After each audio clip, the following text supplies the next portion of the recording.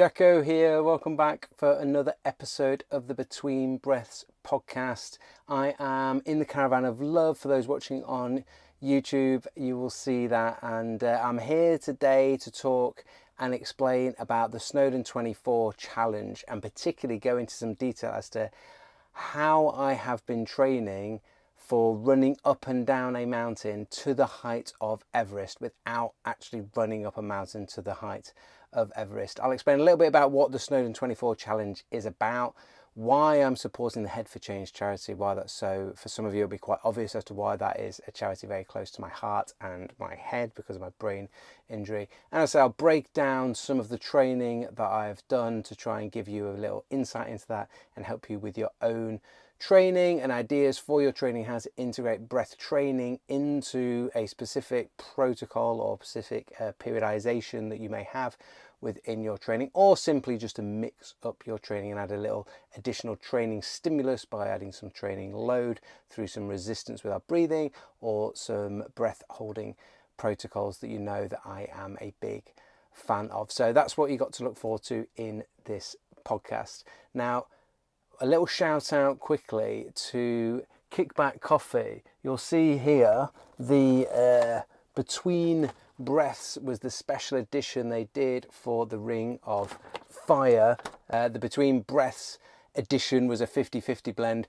Now, Alex at Kickback Coffee is a great friend of mine. We used to play rugby together for many years, and he has kindly been offering to fuel my adventure, or this challenge of Snowdon 24, which is not trying to do it 24 times. Everesting it is supposedly 10, but we'll get to that in the podcast, going up and down 10 times.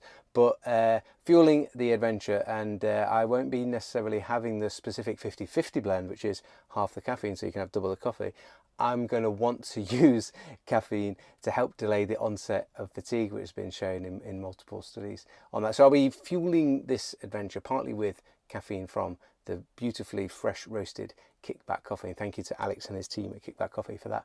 But then also the podcast sponsors, HVMN. So these are the ketones that come in these big concentrated, or the short little shots that I'll be taking, these short little shots with me to the event on the 8th of July. So ketones are a clean fuel source that go directly or are able to directly cross the blood-brain barrier.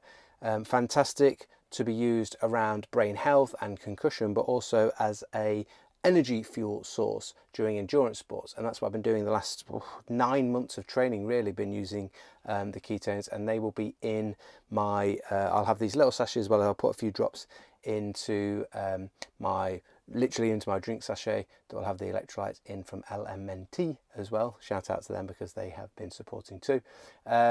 To have my fluids, my energy, and also my fatigue levels under wraps during a challenge which is going to push my limits in 24 hours. That is for sure. So let's get on with the podcast and delve into some detail around what the challenge is, what the charity is about, and then importantly for you to take some takeaway or get some takeaways from what I've been utilizing within my training. We enter this world taking our first breath, and sadly we leave this place taking our last. And what I want to do with this podcast is to explore what happens between those breaths. I'm David Jackson, Jacko, and this is the Between Breaths podcast. So the event is on the 8th of July, called Snowdon 24. So this is where you get to run up let me get the Welsh right. Yr Wyddfa, aka in English that translates to, I believe, the mountain, which is also known as Snowdon, hence the Snowdon 24. It's in 24 hours. How many times can you go up and down Snowdon? I've done it twice in a morning once, and it took me about 5.5 hours. So if you do the math on that, trying to extrapolate out being able to do 10, then that's an interesting challenge. Now, if you got 5 times, up and down 5 times in 24 hours, that's the equivalent of Mont Blanc. If you go up 7 times, then it's the equivalent of Kilimanjaro. And then if you do it 10 times, apparently that is the equivalent of Everesting it. So I am going to be trying to Everest it. Okay, now I've done a training run, and the total incline of, or the height of Wyddfa, aka Snowdon, is 1,080 meters. Now my Strava clocked us as having an elevation of 979 meters. So that puts us at getting to Everest, which is 8,800 and something. That clocks us actually at 9. So I am going to be attempting 9. That said, I don't think I can do 9. I just don't think I can do 9 in 24 hours. It's just a pace that I can't do that. I know I've tested it out. I can go up and down in 2.5 hours. I could go a tiny bit faster than that, but I'm never going to be able to rep that. So I believe I can do 7 in 24 hours, and then don't tell anyone else. Once everyone's sort of like gone off, I'm going to do my other 2 reps to get in my Everesting. So that's my plan. That's my approach. Lessons learned from the Ring of Fire last year was I wasn't prepared enough. So I've picked something that I know the route. It's up and down from Llanberis. We start at 10 a.m. I would love people to come and join. Kickback Coffee are offering free coffee for everyone that comes and does a stint, whether you just walk to the halfway house or walk a quarter of it or do 1 rep with me, whatever. If you come and do and take part in support in any sort of way, free coffee on Kickback Coffee for anyone that comes. So it starts at 10 a.m. I probably don't need the, I know I can do 2, so you don't need to get there early because I'm fine for the start. But later on within the day, in the morning of the 9th, so the 24 hours are going to take us to 10 a.m. on Sunday the 9th of July, and I'm going to probably take a little bit need a bit longer as well. So if some people can turn up on the morning of the 9th of July, that would be massively appreciated, and bring snacks because we're going to need to fuel this bad boy. So yeah, without me rumbling on too much, the Snowdon 24, that's my sort of little challenge. The reason I've sort of chose this event was, or at least I'm being more prepared because it's a route that I know. You go up and down the Llanberis path. It's 15k for 1 rep. I've done it a couple of times in one morning last April. I've done it, I must have done it over 10 times in my life. You know, it's somewhere that I feel very close to my father, who passed away last year when we were up in the mountains there. That's where he's from, the area. My sister lives up there. It's a place we know well, and a route that I definitely know well. So I do feel like I know what I'm getting myself in for a little bit more compared to the Ring of Fire. Anyone that's watched the Between Breast film will see that sort of completely broke me mentally. So the other reason why I've chosen this event is that I wanted something to train for. I've never done anything with the duration of like the whole 24-hour thing of basically not sleeping. We sort of had that a little bit in default on the Ring of Fire because each night I could barely sleep, but you had a downtime of sort of like, you know, finish at midnight and start again at 6 a.m. in the morning, whereas this is just trying to go all the way through. So this is a very different challenge, but it's just 1 day or 24 hours or slightly more, but it's not 3, 4 or 5 days. So rather than trying to ramp things up, I didn't want to do anything.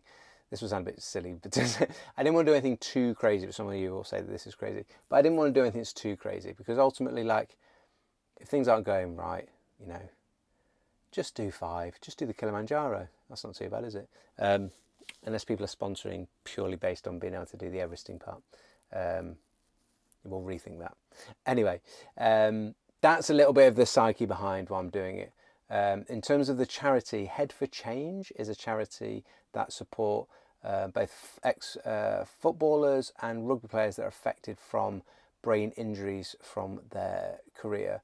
As I'm a former rugby player myself, I've spoken to the charity, and the money that's raised from this event specifically will go into education in rugby, which I'm very pleased about. I am trying to do my piece around how breathing can be used as a protocol as well as an assessment tool for brain health and brain recovery, and helping to improve the recovery process by restoring breathing that research has shown us. I've done a couple of podcasts on this and a few blogs on this. If you haven't seen them, check them out earlier. It's a passion project of mine, as you can imagine, having retired from a traumatic brain injury that was an accumulation of a number of concussions throughout my rugby career. That I had a seizure and a bleed on the brain back in 2013, but 10 years later I have got a brain scan that shows that scar on my brain that I had 10 years ago has healed.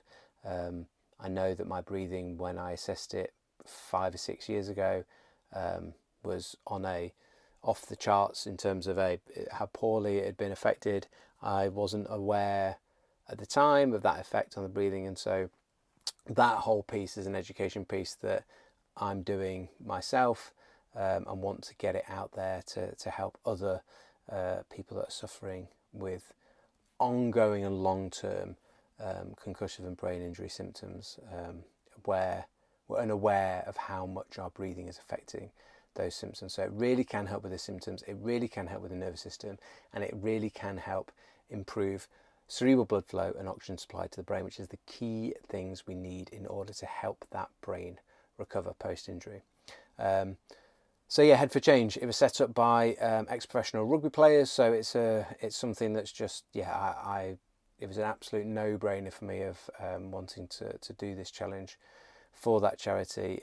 If you can spare some donations to help with this, not only the players that are affected by this, but it's not just them, it's their families, it's their loved ones, it's those that are supporting them around.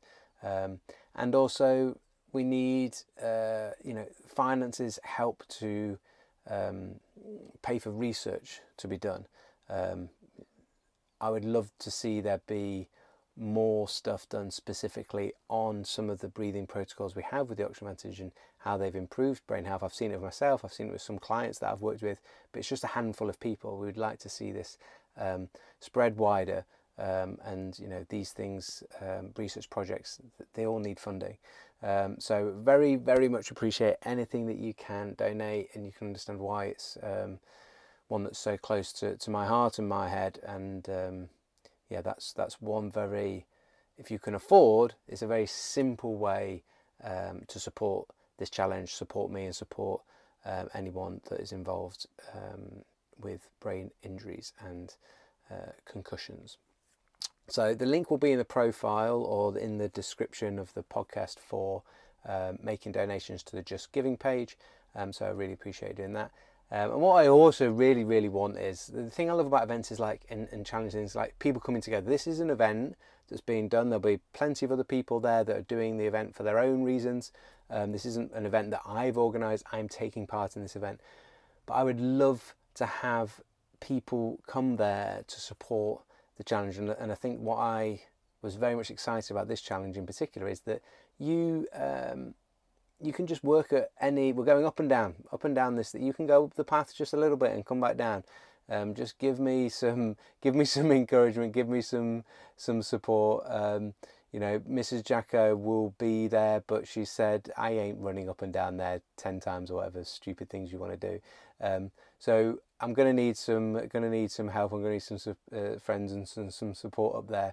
Anyone that's watched the Between Breaths film from that Ring of Fire experience will know that I definitely cannot do this on my own. So I would love people to go. It's a beautiful part of the world, Snowdonia. It's on the 8th of July. My details is send me a message on Instagram, drop me an email, david.jackson@oxygenadvantage.com, if you want to get in touch and specifically set some times to actually come and meet up. But basically it's starting at 10 a.m. on the 8th of July at Clanberis, and we go up the simple track, let's say, and that's it. It's 24 hours, so you got all the way till the 10 a.m. on the 9th of July. But bear in mind, I will be carrying on. It is definitely going to need me to carry on for a bit on Sunday the 9th of July, and I will be broken at that point. I know that's going to be the case, and that's fine. So if anyone wants to come on the 9th of July, I would massively appreciate that too. So yes, come, get involved, send us a message on Instagram or on email, and let's organise when you're going to come and support. I need people to come and do this. So come and enjoy a beautiful part, as I say, of the world, and you only have to do as much as you want to do, and that could be literally a quarter of the way up and quarter of the way down, or just walk steadily all the way up and down, enjoy the views, and you'll see me at some point coming hopefully past you. If you're just walking, hopefully I'll be going a little bit faster, but come and support the challenge. Come and enjoy being out on that beautiful landscape, and yeah, it should be, hopefully we'll have some good weather as well, and don't forget to bring snacks. So training for this event, what's that look like? There's been two key things that I've been incorporating into my training. That is one, using the sports mask literally in every single session to some degree, and I'll explain a bit more about that. And then the other one being the breath holding, but I've done breath holding for a while, but specifically breath holding on hill climbs, hill running, hill walking, hill jogging on the way up, and on the way down, but particularly on the way up. But don't forget this challenge, like going downhill and trying to go downhill reasonably fast but also safely, is massively challenging on the system. So having to train both sides of that, I think I started off thinking very much just about the up. And it was actually Alex at Kickback Coffee said to me, he's done an Everesting event but on a bike, and he said with the running, he was like, you won't believe this, but on the way up, the good guys will be effectively, the way up will be the rest, and then they will absolutely gun it on the way down. I'm not good enough at running downhill to do that safely, so I know that I normally trip up at least once, even when I'm trying to go slowly and carefully, so I will not be gunning it on the way down. But when I started my training, I was very much focused on the uphill, and it was after that conversation I thought, okay, I'm not going to gun it on the way down, but I need to do some significant training downhill. Which is fine when you're doing hill reps, you're going to also come down. But normally you sort of work hard on the way up and then you sort of like just gingerly get yourself back down to start again. Whereas I started training the downhill just as much as the uphill. So another big thanks to Alex from Kickback Coffee for that tip. Now, the plan was, as I record that, if I've got this right, it's going to be about 2 weeks. This is going to be Sunday, Monday. This is going to be out, and it'll be like 2 weeks, just under 2 weeks till the event.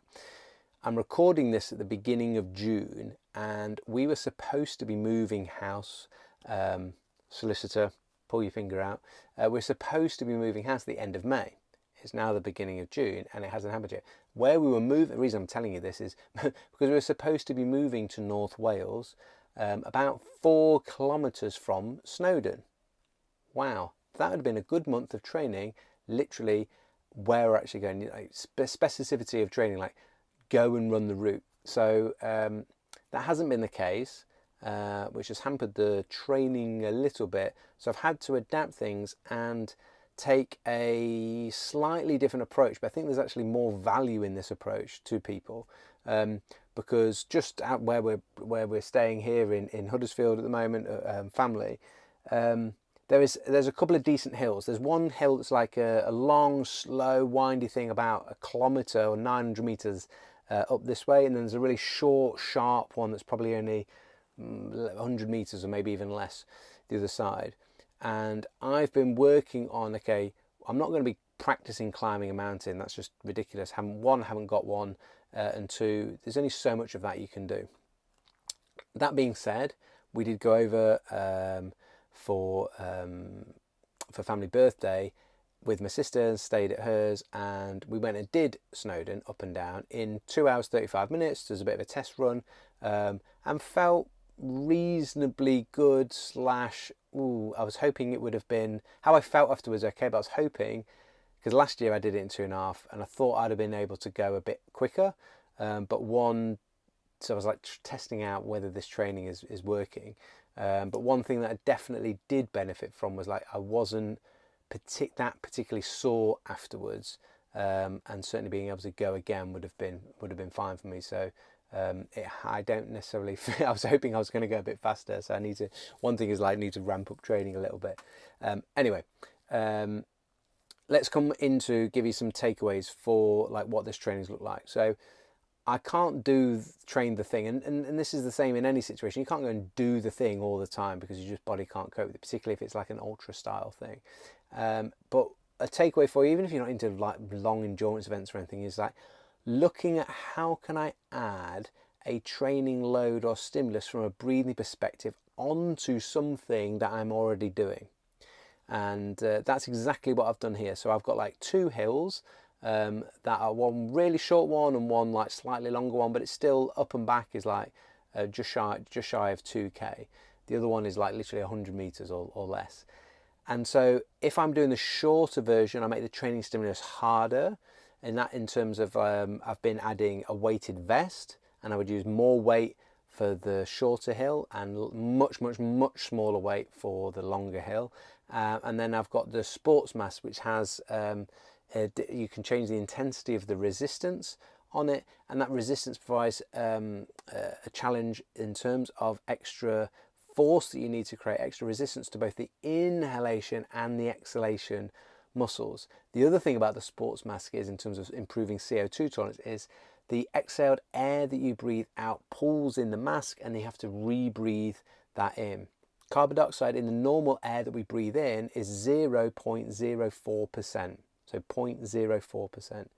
Exhaled CO2 is roughly around about 4%, so it goes up by 100 times, and you're re-inhaling some of that exhaled air because it's pooling in the mask. That gives you a significant dose of additional CO2 during your training to improve that CO2 tolerance. CO2 tolerance is going to be better, or improving your CO2 tolerance helps with all aspects of our breathing, but particularly with improving our buffering capacity. Now, when we're doing something really long like this, we're going to think of it as more of like it's an aerobic endurance event. But the incline of this thing is horribly hard, and you're going to be doing it in bouts of like, you're going to be able to run for a bit and then you have to walk for a bit, then you have to run for a bit and then you have to walk for a bit. It's not, and the incline varies as you're going up. So it is very much like a bit more like a bit of a fartlek style challenge, and your up is significantly different to the down, both in terms of on your respiratory system and on the impact onto the floor. So it's not a steady state aerobic challenge. This to me feels very much like repeated bouts of work at varying intensities, and a strength thing. Like, you have to have strong legs to drive up some of the really steep parts of the mountain, and you definitely need strength through your quads, for your hamstrings, for your calves, for the whole of your legs to take the impact of coming down the mountain. And I've been incorporating that into my training, so hence why on the shorter hill I've been using a 20 kilo weight vest. Well, actually I think it might be 16 kilos, something like that. And then when I've done the longer route, the longer hill, I've reduced it right down to literally 5 kilos, so just a tiny little bit of weight, and then I do some of those reps without as well. But adding the additional load gives me that strength element of getting up the hill, and then doing the hill on a breath hold.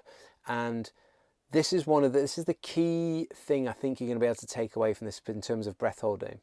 I would pick a start point, and it would roughly say like, it took me 40 paces to get up there, so it might be 30 to 40 meters, something like that. And I'm trying to run up this hill with a 16 kilo weight vest on, with the sports mask on. I'm holding the breath, and during the first rep, whilst I'm holding the breath, it doesn't really make any difference if I've got the sports mask on, because you're just holding your breath. I would get to about like 25-30 paces running up this hill, and I wouldn't be able to hold my breath anymore. I would breathe in through the sports mask. I would try to control my breathing, but I wouldn't stop. I would keep going until I finished the rep and got to the top of that hill, which was about 40 paces. So I had I probably got 2/3 of the way up. I continued running and tried to work hard through the legs, try to keep the breathing under control and finish off the rep. And the sports mask would be providing resistance to the inhale and the exhale, plus all the CO2 that have accumulated during the breath hold was going into the mask, and then I was re-inhaling it.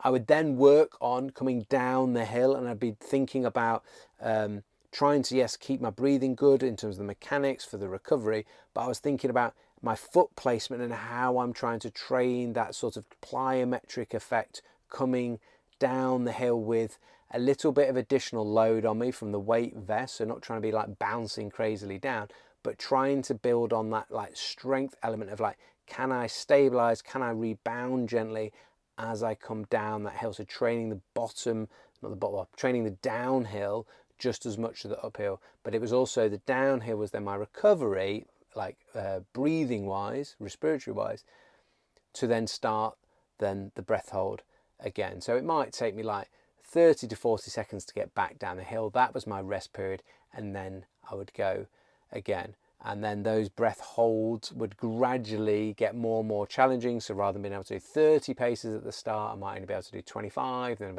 eventually maybe like 20, and it'd be really hard, really getting that CO2 really high.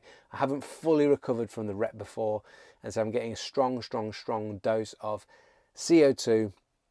And then also because we're holding the breath, we've got that reduction in oxygen availability. So we're eliciting that lactate pathway, and that's really giving the body that chance to get exposed to much higher levels of both lactate and carbon dioxide in the blood. And so the blood and the muscle tissues themselves are improving their ability to buffer that lactate acid that gets produced as part of that anaerobic pathway. That's the sciencey bit. We've covered plenty of that in some of the earlier episodes of the podcast and written a blog on that as well. It's based on Xavier Waron's research from there's a really nice paper in Rugby 2018, there's a basketball in 2020, there was a new one 2022 or 2023 in, I can't remember another sport, I think it was like ice hockey. So that's been well studied, and utilising breath holding with repeated bouts of work has been shown to be great for improving like repeat sprintability. In this case, I'm not necessarily sprinting, but being able to do repeat bouts of work. Hoping therefore that if I can improve my CO2 tolerance and the buffering capacity of the tissues on those, as I said, those like undulations as I'm going up the mountain, like I'm running a little bit, then I'm having to walk a bit depending on what the terrain is like, and I'm doing bouts of repeat work to get up there. And I certainly find that my recovery from the hill sprints is significantly different from and improved from when I started. So I've definitely been feeling like real significantly tangible benefits of that.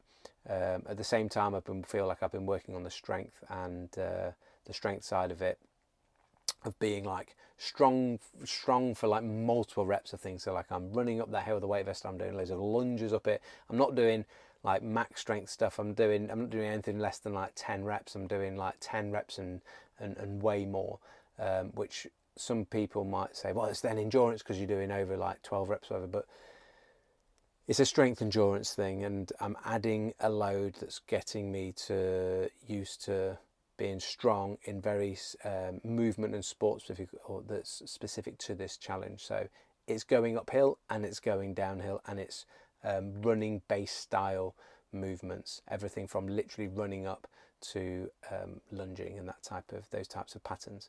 The research shows us that particularly with the breath holding, some of the adaptations in terms of increasing buffering capacity to the acidity that we're talking about is happening at a tissue level within the muscles that are working, hence why it's most appropriate to do it sports specific or movement specific. So that's what I've been using on running up a hill and down a hill.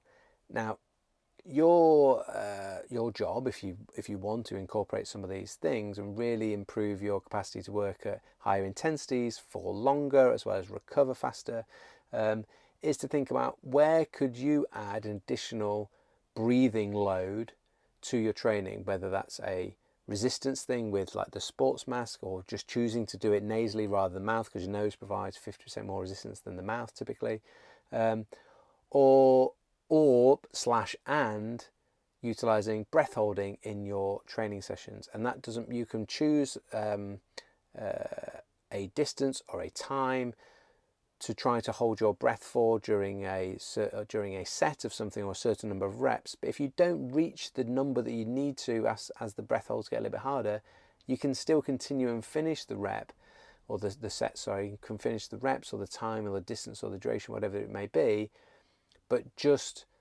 try to control the breathing after that.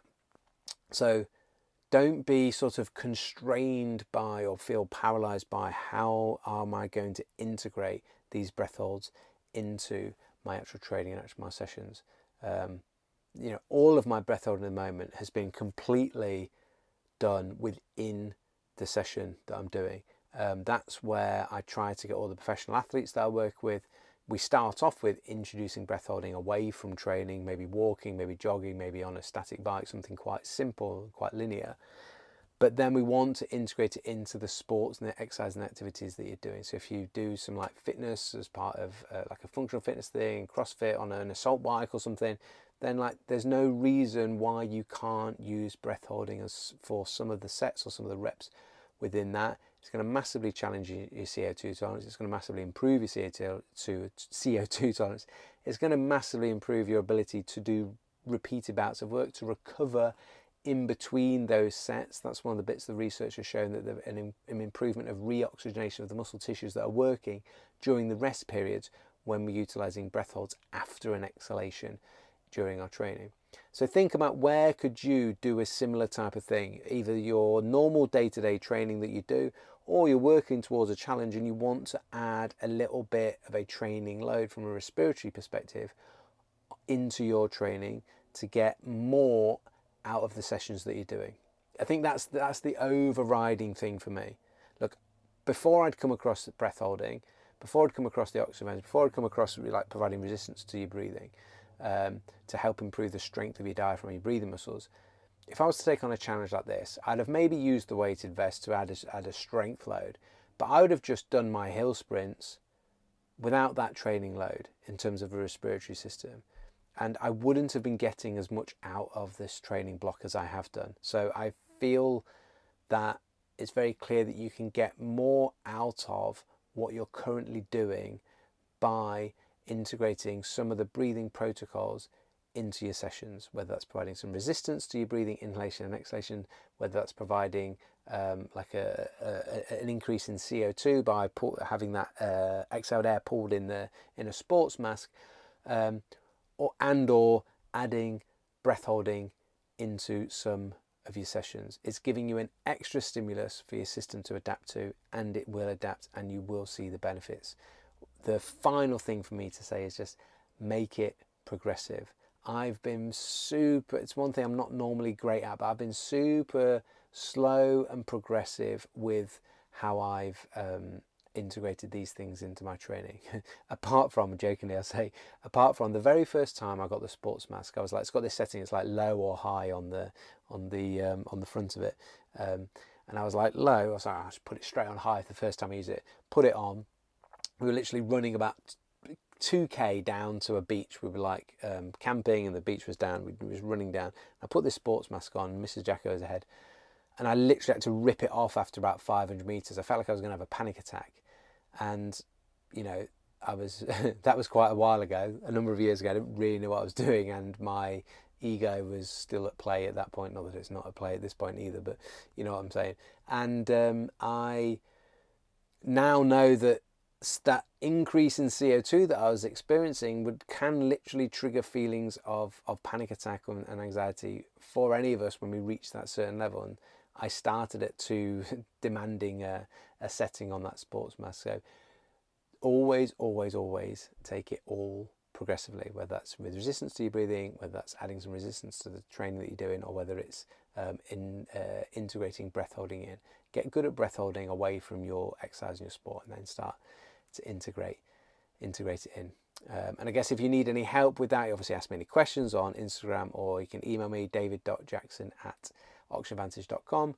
Or I know some of you have been utilising, I've got 2 courses now that look at sports performance and breath holding and breath training within more higher intensity sports. That's the new course that I brought out. So there are 2 courses on the probreathwork.com website. There's breathwork for sports performance, and then there's breath training for high intensities, exercise and sports. And so both those are available. Pro Breathwork members as well as your live sessions, you get a 20% discount off any of the online courses. And a number of you will be listening to this and you've never even been over to the Pro Breathwork website. It's also available as an app, so Pro Breathwork app. And that's free to download, and there's 2 courses that are completely free. The Foundations of Breathing course is free because I believe those foundations of good breathing in terms of the biochemistry, in terms of the mechanics, there's 7 modules there. It's a completely free course, and they are the basics that I believe everybody should have access to, and those basics and those foundations can be life-changing for many, many people. And there's also Breathwork for stress and anxiety specifically. So those 2 courses are free, and a lot of you will get tons out of them and probably won't need any of the other courses, and that's cool. But some of you will want to go in a little bit deeper for the sport and exercise performance side of things, and there's those 2 courses available on there. I'll put the link in the show notes to that, or in the description somewhere below down, but it's basically probreathwork.com, or you can search the App Store or the Google Play Store. If you search Pro Breathwork app, you will find the app there to download.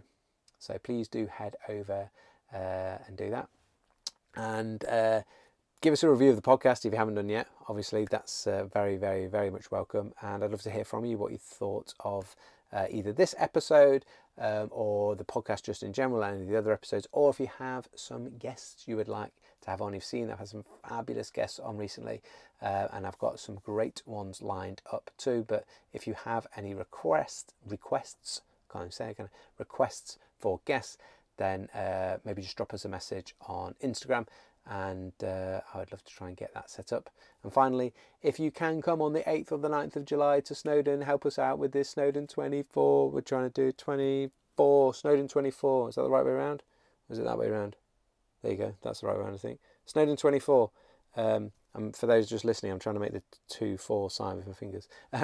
Snowdon 24, 8th of July, 10 a.m. I start and I finish at some point on the 9th of July. It's supposed to be in 24 hours, but I'm going to probably take longer to Everest this bad boy. And I've done the math. It's 9, not 10, so we'll be doing 9 reps, hopefully, with your support. So yeah, drop us a message, drop us an email if you want to organise coming and supporting, and you can check out details for the charity and how to donate to Head for Change on the Just Giving page, and the details will be below for that. So thank you as ever for listening. Those on YouTube watching, hey, and subscribe if you haven't done yet, and all that sort of jazz. I'm not good at that stuff. But yeah, if you can support this in any way, share it, like it, whatever, I massively appreciate that, and I appreciate you all that have been listening and supporting the podcast right from the start. And so I just want to say massive thank you from me.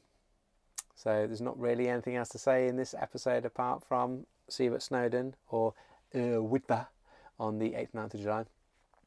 You've been listening and breathing. I've been Jacko. Until next time, keep it nasal.